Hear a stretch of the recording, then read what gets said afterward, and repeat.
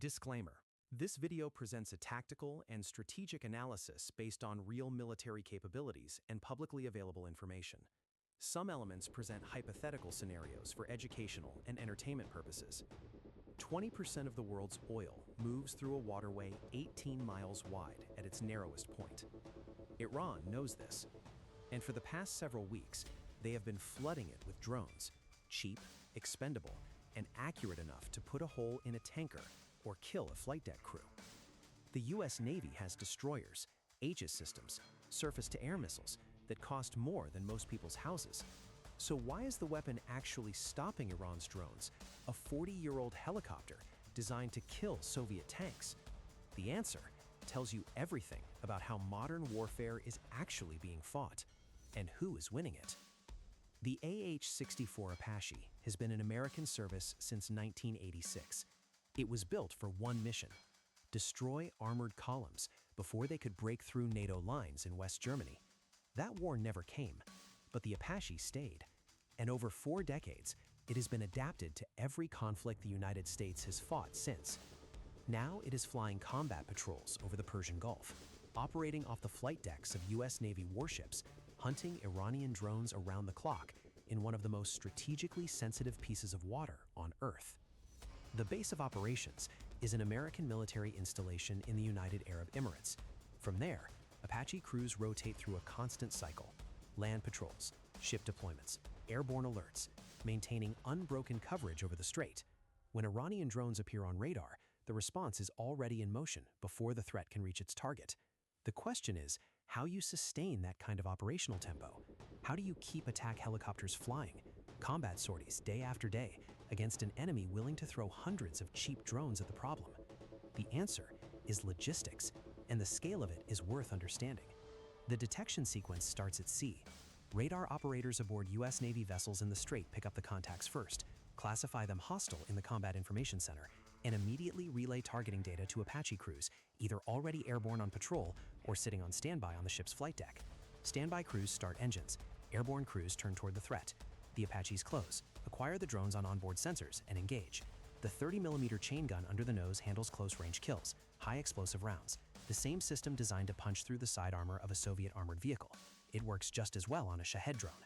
After the engagement, the helicopters return, some back to the ship to rearm and wait for the next alert, others back to the UAE base for a full turnaround. This cycle runs continuously. The rotation does not stop, which means the logistics chain underneath it cannot stop either. On the ground at the UAE airstrip, the turnaround process is methodical and fast.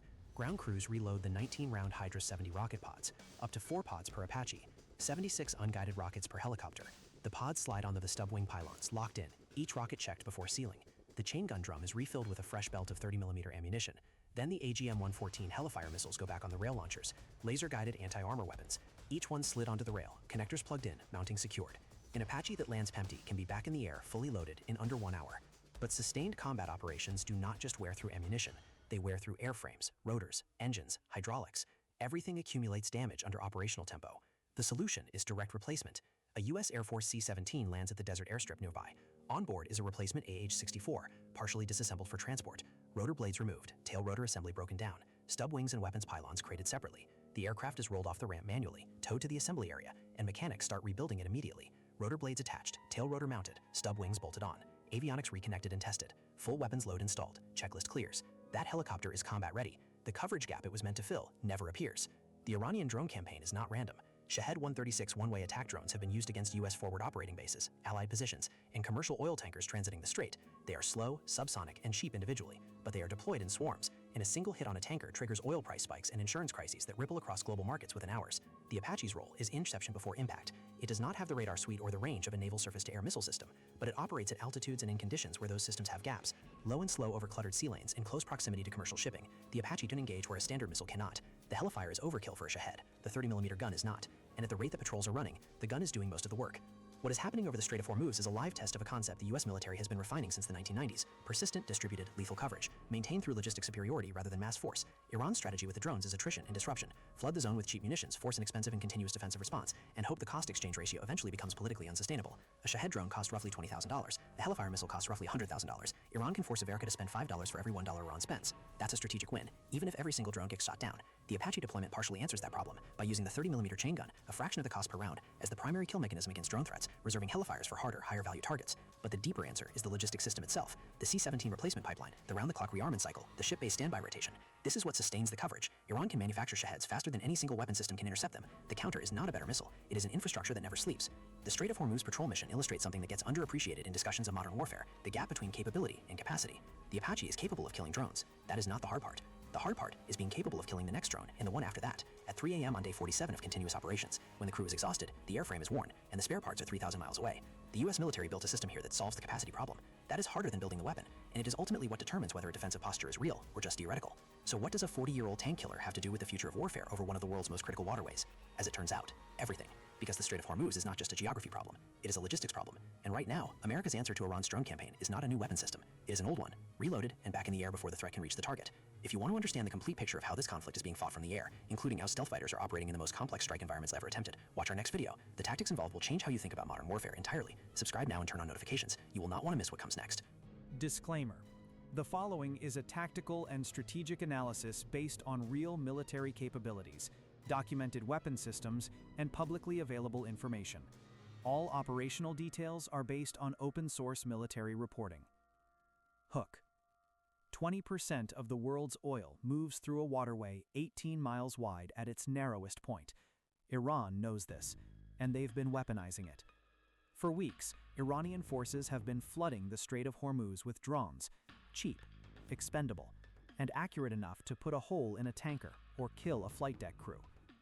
The US Navy has Aegis destroyers, surface-to-air missiles that cost more than most people's houses, billion-dollar warships bristling with the most advanced weapon systems ever built. So why is the weapon actually stopping Iran's drone campaign, a 40-year-old helicopter originally designed to destroy Soviet tanks? The answer tells you everything about how modern warfare is actually being fought, and who's winning it. Section 1. The Apache. The AH-64 Apache entered American service in 1986. It was built for exactly one mission: destroy Soviet armored columns before they could break through NATO lines in West Germany. That war never came, but the Apache stayed, and over 4 decades it adapted to every conflict America has fought since. Now it's flying combat patrols over the Persian Gulf, operating off the flight decks of US Navy warships, hunting Iranian drones around the clock over one of the most strategically critical waterways on Earth. Section 2. The Operation. The base of operations is an American military installation in the United Arab Emirates. From there, Apache crews rotate through a constant cycle: land patrols, ship deployments, airborne alerts, maintaining unbroken coverage over the strait, 24 hours a day, 7 days a week. When Iranian drones appear on radar, the response is already in motion before the threat reaches its target. The detection sequence starts at sea. Radar operators aboard US Navy vessels classify the contacts hostile in the Combat Information Center and immediately relay targeting data to Apache crews, either already airborne on patrol or sitting on standby on the ship's flight deck. Standby crews start engines. Airborne crews turn toward the threat. The Apaches close, acquire the drones on onboard sensors, and engage. The 30mm chain gun under the nose handles close-range kills, high explosive rounds, the same system designed to punch through the side armor of a Soviet armored vehicle. It works just as well on a Shahed drone. After the engagement, the helicopters return, some back to the ship to rearm, others back to the UAE base for a full turnaround. This cycle runs continuously. The rotation never stops. Section 3. The Logistics. On the ground at the UAE airstrip, the turnaround process is methodical and fast. Ground crews reload the 19-round Hydra 7 rocket pods, up to 4 pods per Apache, 76 unguided rockets per helicopter. The chain gun drum is refilled with a fresh belt of 30mm ammunition. AGM-114 Hellfire missiles go back on the rail launchers, laser-guided, precision-targeted. An Apache that lands empty can be back in the air, fully loaded, in under 1 hour. But sustained combat operations don't just burn through ammunition. They destroy airframes, rotors, engines, hydraulics. Everything accumulates damage under continuous operational tempo. The solution is direct replacement. A US Air Force C-17 lands at the desert airstrip. On board, a replacement AH-64, partially disassembled for transport. Mechanics rebuild it immediately.